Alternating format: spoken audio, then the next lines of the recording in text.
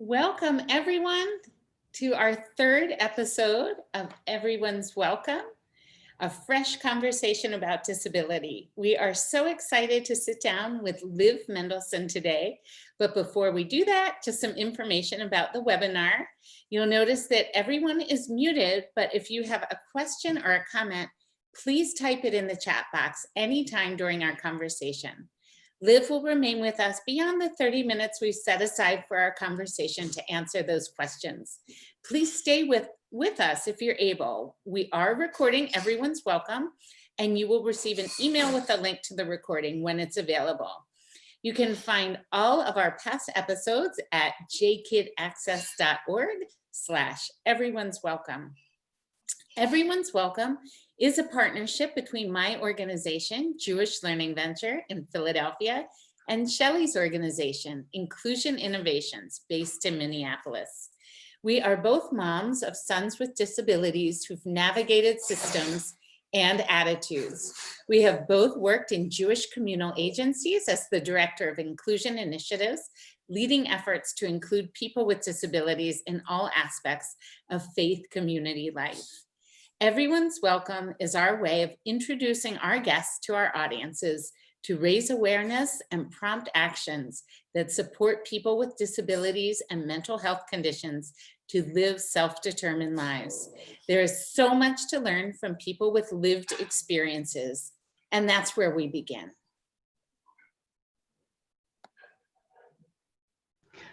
Thanks, Gabby. So good to see everybody. I have a question, and I don't see that we have a place to raise our hands. So if you could just physically raise your hand if you're involved in some way with online programming or connecting people to using technology, whether or not it's related to disability or not. Okay, great. Gotcha, great. Okay. So one of the critical challenges of the pandemic, of course, is maintaining community and supporting people with disabilities and mental health conditions to have the ability to use technology to connect with others in the community. While technology is the means of staying connected, many of us have been experimenting and often succeeding in creating online models of in-person programs that were so popular before COVID-19. And one of those organizations is the Miles Nadal JCC. And that is, Miles Nadal is in Toronto. Today we'll have a conversation with Liv Mendelsohn, our guest, about the tools, strategies, planning, and implementation of over 18 hours of programming that she oversees. A little bit about Liv. She is the Director of Accessibility and Inclusion at the Miles Nadal Jewish Community Center, and she's also Artistic Director of the ReelAbilities Film Festival, Toronto. Liv holds both a Master of Arts and Master of Education degrees. She has been a field instructor for the Faculty of Social Work at the University of Toronto, and she's been faculty at the Ruderman Jewish Leadership Institute on Disabilities and Inclusion, a 2018 Civic Action DiverseCity Fellow, and a 2019 mentor for the Association of Fundraising Professionals Fellowship in Inclusion and Philanthropy. Liv is the recipient of a City of Toronto 2019 Equity Award. She's currently a member of the City of Toronto's Accessibility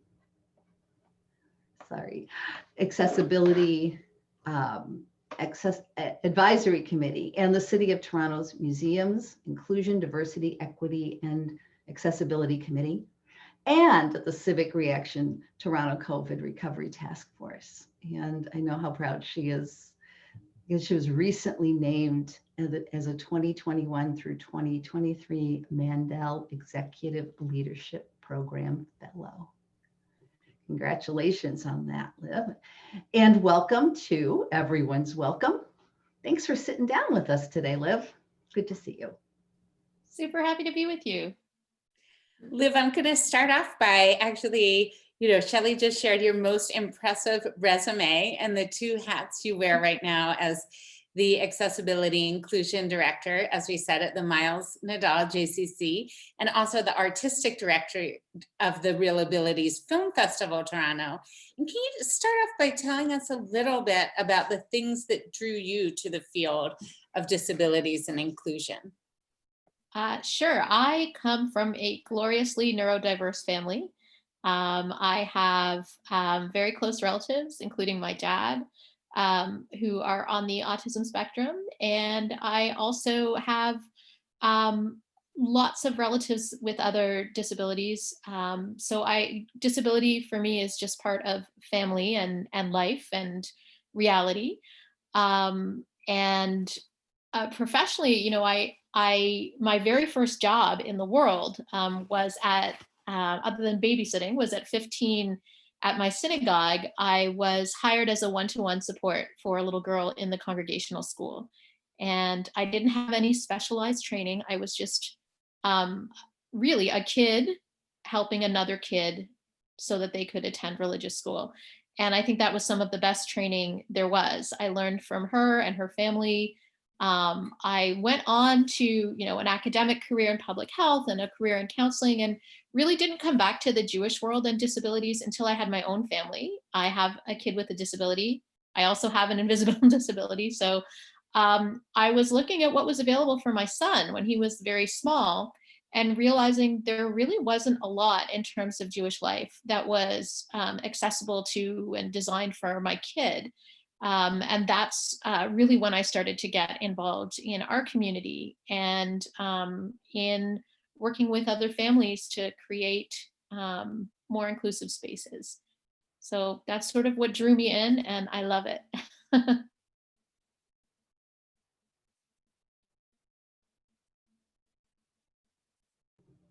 Unmute. Hi. Hi. So, Liv, walk us through why, first of all, and how you transitioned to online programming. What do you and your team need to have in place to make sure that it all worked? And tell us a little about the team of people that bring all of this programming together. Sure. So back in March, when everything shut down, that fateful week, we had Tom Hanks and then the NHL and NFL, and those were the big signals, I think, to people. And then schools shut down everywhere, including here in Toronto. And the day that we closed our JCC and the schools were shut, we immediately had calls from families right away who depended on support through school and depended on the programs we offer for folks of all ages. We had calls immediately saying, "What are you going to do? Like, we need support, we need help, we need to keep our kids engaged." And at that time, we thought it was just 3 weeks. So at that time, we quickly started some daily social programming, really like simple stuff, calls to families, checking in on people, making sure they had what they needed. Back then, people were hoarding toilet paper, if you remember, and getting groceries delivered was hard. So we were doing a lot of support navigation, and we right away had a couple hours a day of different small, easy to do online things. So working with our interns who have lived experience of disability and our staff who also do, and putting together what we could really quickly. And a lot of that was like dance parties, living room dance parties brought to you by our staff, and social chat. So really ad hoc stuff. And over time, we realized this wasn't going away, and the need was greater, and we needed to do things that would be more engaging and support people in more than just chatting and dancing. And we also realized that families were struggling more and more. So we realized we support a lot. We have programs of all ages for everybody, inclusive programs that are designed for people with disabilities themselves. So there's a wide range of integrated and programs designed for people with disabilities. And we realized one of there were more supports in place here in terms of school and government for kids with disabilities. It was really youth and young adults that were being left out, and routines were disrupted. People's care support workers weren't coming and weren't able to come. So people that people depended on were suddenly gone. And we were seeing a lot of increased mental health distress among families, caregivers. This is probably the same for many of you. I saw it in my own family. And people were starting to burn out after, a number of weeks already. This is back, in the late spring. So we realized we needed to do more, and we convened our young adult advisory committee, which is made up of 15 young adults with disabilities, to tell us what they wanted and what would work for them. And we brought into that process our IT team, because we also knew that not everybody had the technology they needed. Not everybody would be up and able to use Zoom. And one of the things we realized really quickly was that we needed to repurpose one of our IT staff to do one-on-one coaching and support. And he did, and he was amazing. So he put together right away, a bit of a manual for individuals and for families, with screenshots broken down into very simple steps. And then he would have a follow-up call with them to help them do it over the phone. And really, once people got the hang of it, they got the hang of it. But there was a period where we really had to help people and support them to get online. And we made sure that some of our programs would always be programs that you can phone into, because some people either didn't have the technology or just couldn't use it. And in discussions with young adults and with their families, parents, no surprise, wanted some respite. They really wanted a lot of them call the one-click program, where they could come in, help set somebody up, and then go lie down for an hour or two, or make dinner, or do some of the things that they needed to do. And that individuals would be able to do this more or less independently, or with their care support worker. So that respite would be one element of it, although not the main focus. And what they wanted to do was some physical activity to get started. So Zumba, kickboxing, yoga, Pilates, we do it all. Dance, different kinds of dance. And what we put together was a daily program that would happen in the afternoons, and then lots of interest-based programs. So we have Dungeons and Dragons online, which is really popular. We have had dance classes. We've had, basically, we do a program with the Smithsonian where they learn about traveling around the world to different places and different times. And so what people really wanted from our afternoon program was 4 components: some physical exercise, some social time to chat with their friends in a guided way. So one of our staff, who herself has a disability, facilitates that. And it's a fun time where people check in with each other. They can go into chat rooms and talk with each other. And it's facilitated support. And then they wanted to do something arts-based. So we've had all kinds of we've had songwriting, we've had illustration, anything that doesn't require materials, lots of drama and improv and that kind of thing. DJ skills, I mean, you name it, they come up with it, we find it. And then some element of learning. And that was both coming from young adults and from their families who wanted to feel like people would still be able to learn and grow during this period and not lose all the skills that they'd worked for. And not lose every bit of independence that they had worked for. People who used to maybe go to a corner store by themselves and buy something can't do that anymore. And they're at home all the time. So building in an element of learning, we have a project at the J called the Citizenship Project, which is all about civics and your rights and responsibilities. So we took that online, and we're in the middle right now of launching. Our city prepared a big 500-page report on COVID and recommendations, but people with disabilities weren't really part of that.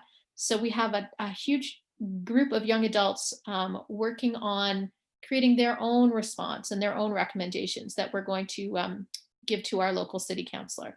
So lots and lots of stuff going on. Amazing team. IT support was so crucial. To invest in that in the beginning made everything else possible. long-winded answer. Liv, it was great. It was so thorough and exactly what we were hoping to hear. And I guess to feed off of that, can you, now that, I mean, you pivoted clearly right away, and this has been going on for months now. So Months. from your perspective, how do you think it's working? And what's the feedback like that you're getting from your advisory team and from the participants?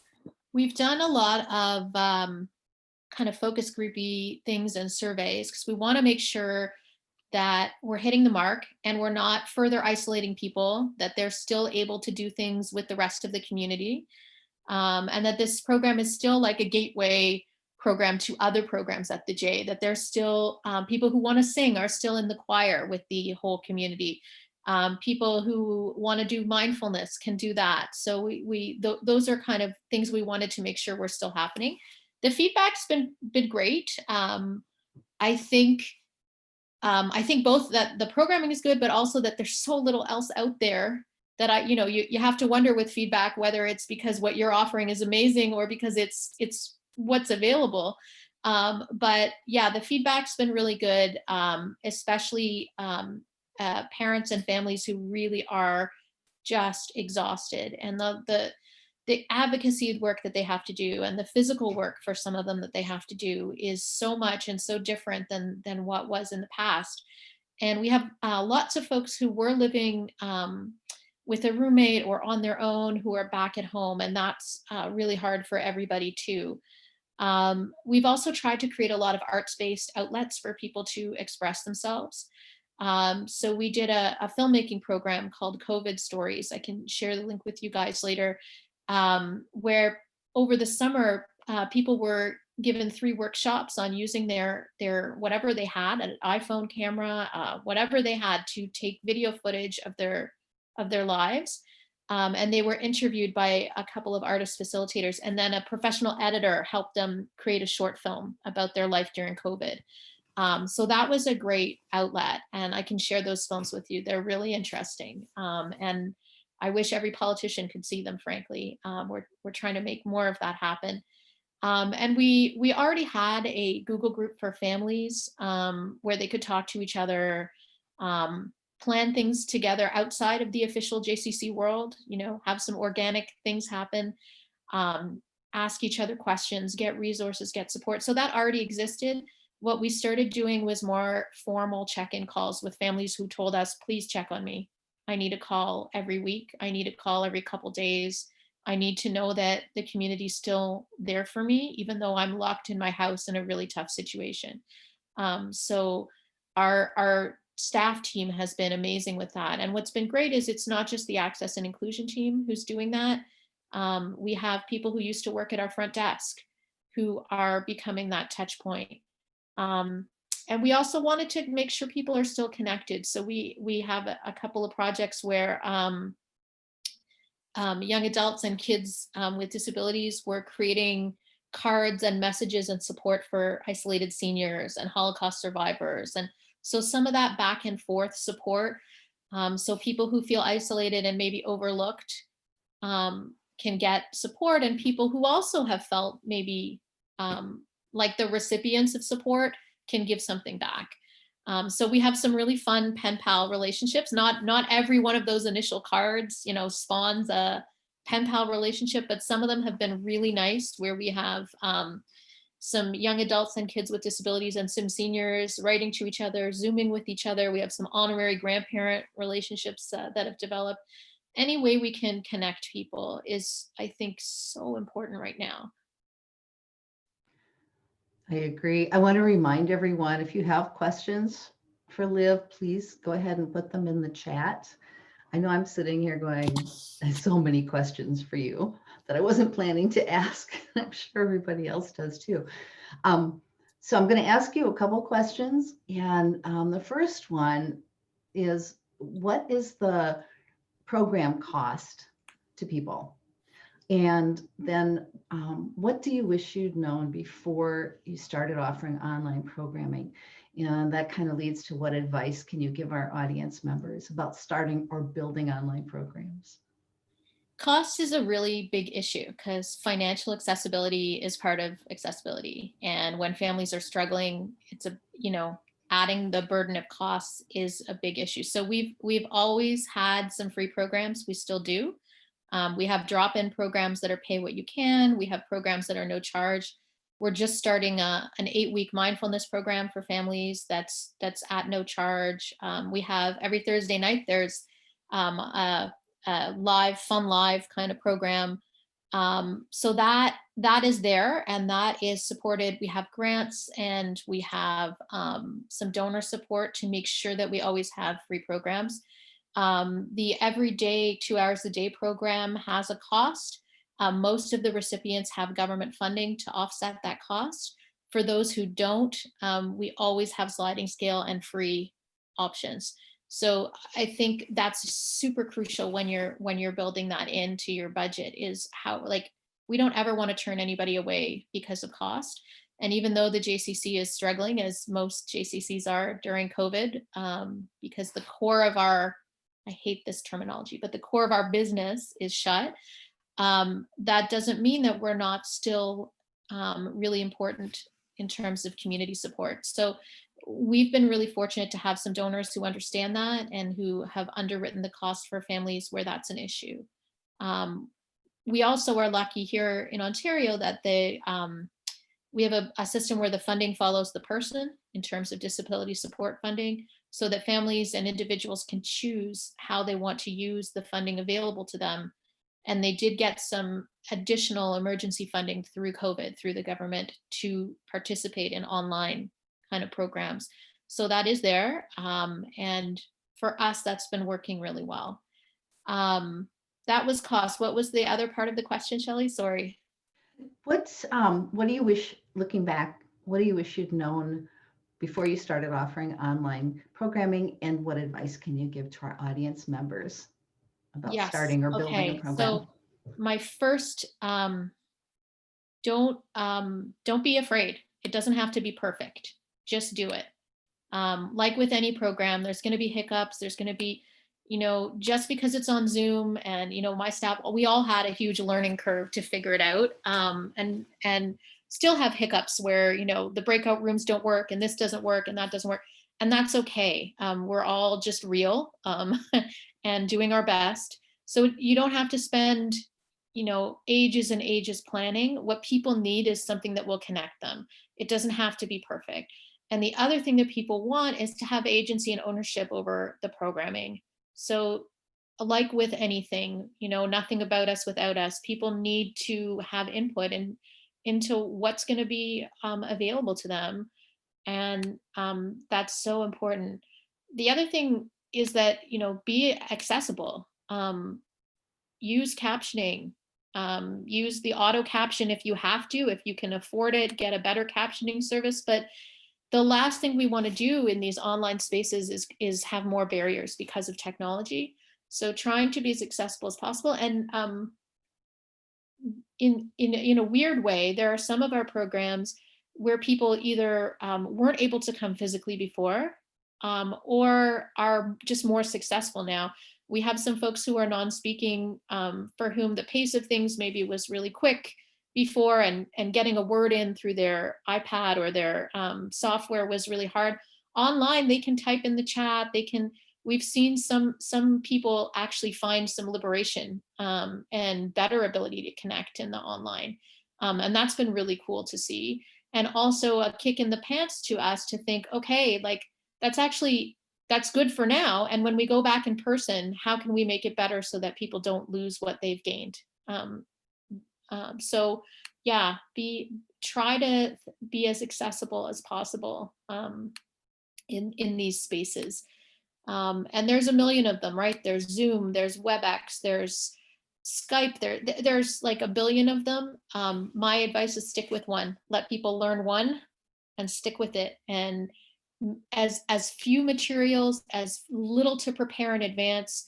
Bring a scissors and bring a magazine, and like none of that. Just bring yourself, click on, and connect. Liv, that's awesome. So my last question before we get to the point where folks can ask their questions or comments, were there anything that really surprised you as you've been in this world of transferring your program to online programming? Geography doesn't matter. We always had people joining us from further than, seemed reasonable for them. We always had people driving for like an hour to get to our programs. We have people from all over the place now, which is great because it allows people to make connections that they wouldn't have made. And widens kind of the social pool for people for whom it's not always as wide as they would like. And sometimes people, sometimes you'd have a program in person and somebody new would come in and it wouldn't feel like they were that new because they knew this person from the camp that they'd gone to and this person from the school, because there's only one, right? There's one choice for them. Online now, they have more options. We have more options. We all have more options, and we have more people we can interact with and more people we can find. So our Dungeons and Dragons group, which used to be in person, which used to have like the same, kind of crew who loves Dungeons and Dragons, now those people have the opportunity to make friends who are also very passionate about Dungeons and Dragons all over the place and meet new people. So that's a great thing. Geography is just less salient, and I'm curious to see what happens when we do go back to in-person at some point. The other thing that's been, I guess, surprising or a change is the increased need for us who work in maybe recreation, who don't typically advocate politically, to advocate. COVID has hit people with disabilities much harder than everybody else in terms of daily life, in terms of physical health, in terms of mental health, and in terms of programs, income support policies. So I have found myself advocating much more directly than I had in the past. Didn't always think of it as part of my job, and now I understand that it is absolutely part of my job. And so that's been a bit of a shift. Yeah. Thank you, Liv. And Shelley, I see we already have 2 comments or questions. So we can open it up to more if folks have them. Okay. Do you want me to just take them as they are here? Sure. Okay, so I'm seeing a question about the Smithsonian. So that program actually is awesome. It is through Microsoft, and I will send you the link to the people who do it. Microsoft partnered with the Smithsonian to create a bunch of online programs, and they've adapted them for all kinds of populations. So my staff facilitate it together with someone from Microsoft. They take you through different aspects of the Smithsonian collection. So there's really interesting, we have people who don't have disabilities doing it too, but there's different discussion moments that happen based on these different objects in their collection. It's just very interesting. And so for people who like history, for people who like art, or just like learning things, it's been really, really successful. And also something that folks who are non-speaking can do just as well, because they can type in their responses. And I see a question about strategies and support for non-speaking individuals. Totally. So giving people a framework in advance, and where possible, the discussion questions in advance is really important so that they can prepare what they want to say. So it's like pre-deployed to say. We do have a non-speaking folks who can type quickly and be part of like just in vivo quick conversations. Other people need more prep time. And I have found they need more IT support, even though a lot of folks who are non-speaking and their families are actually really, really good with technology because they use it for everything every day. Figuring out how it interfaces with all these platforms that we're using, they need a bit of IT support to figure that out, how the different programs all can work together. And really, I would say we've actually learned more from them about how all of those things work together. They often know and have to tell us, turn on this feature, turn off that feature. I use all kinds of things I've learned, like the back of your iPhone, you can use a tapping system. If you tap it twice, you can set it to do this. If you tap it 3 times, so there's all these accessibility features that I didn't even know about that they can tell us about, and then we can figure out how it interfaces with the platforms that we're using. But basically, prep is key. Letting people know what's going to be happening, approximate timeline, and so that they can participate as well and contribute as well.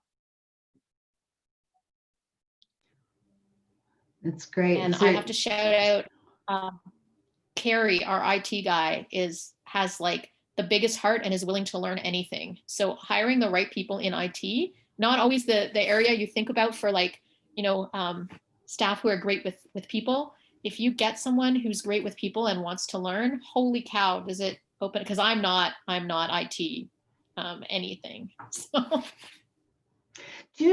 Do you do anything on Facebook? I know a lot of times my colleague Stacy Spencer's on the call today too, from Jewish Family and Children's Service of Minneapolis. And especially at the beginning, it was hard to connect people maybe on other devices, but people had phones and they used FaceTime. So they did a lot of convening on FaceTime for programs and things like that.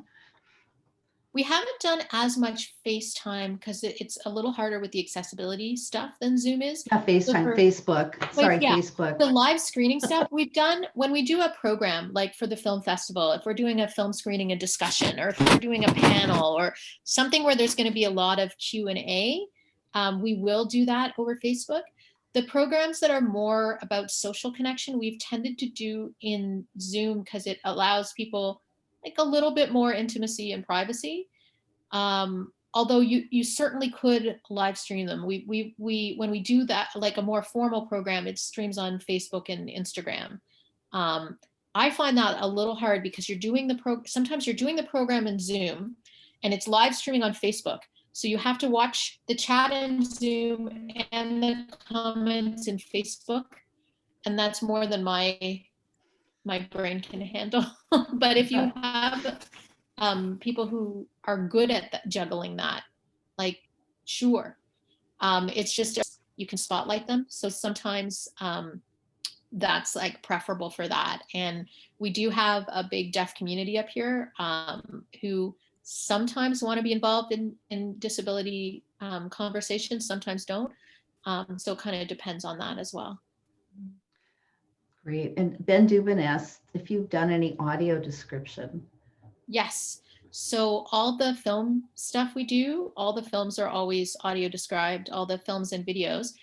When we have like live in a normal universe that isn't COVID-y, when we have a performance, we always have it audio described as well. Online, we've done it for our arts programs. We haven't done it as much for our social kind of learning programs because we haven't had anyone who's asked for it. But if we did, we definitely would. And we've had staff we can hire experts to do that. We've also had staff take a little bit of training to do that as well. So we have staff who can kind of live describe a bit as well. Great. We'll stay open for questions, but I'm gonna just share my screen now.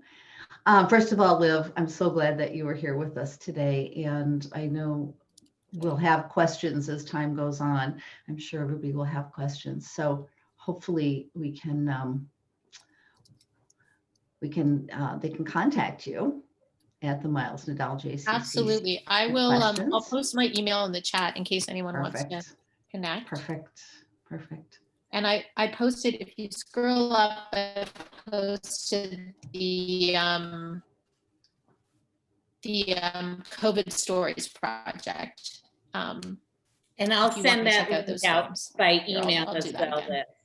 I'll send that out with the recording. Cool. Great. I'm just so excited about Zoom and the possibility, online programming and the possibilities, particularly because what you talked about is involving people who maybe don't come to things in person, who have whatever obstacles in the way for that. Yeah. Also connecting people based on interests, not on diagnosis. And I think that, again, is just such a powerful thing. So I want to thank you, Liv, for this great conversation. And that takes us to December and the holidays. And I'm so excited to announce that our good friend and one of my mentors, Bill Gaventa, will be joining us on December 8th. Wonderful. He is one of the greats in the field of spirituality, inclusion, and disability. He's a mentor to many of us in the field and has been at the forefront of so much that we do, all of us, that we do to advance faith, community, disability inclusion.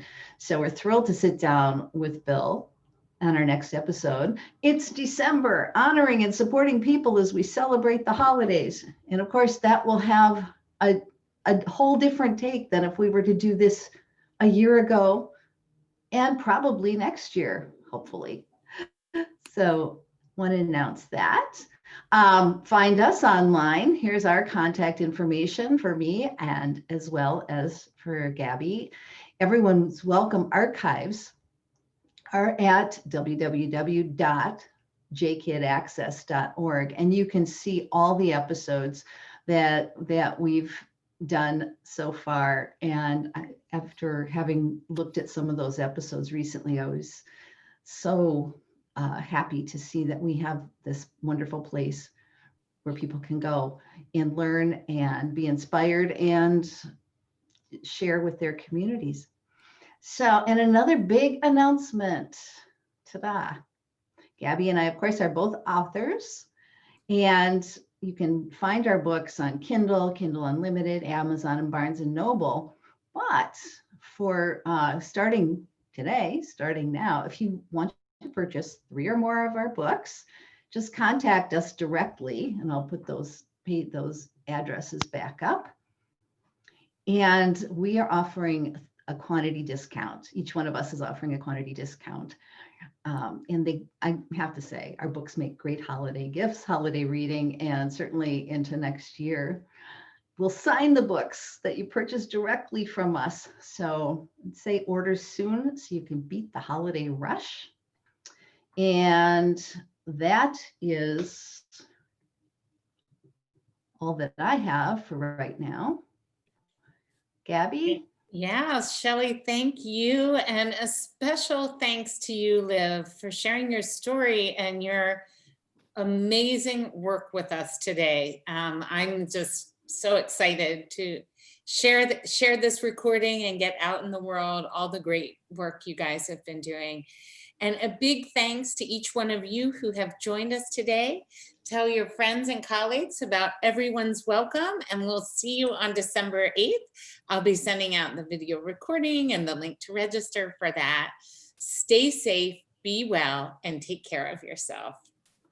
Bye, everybody. Great to see you all. Take care.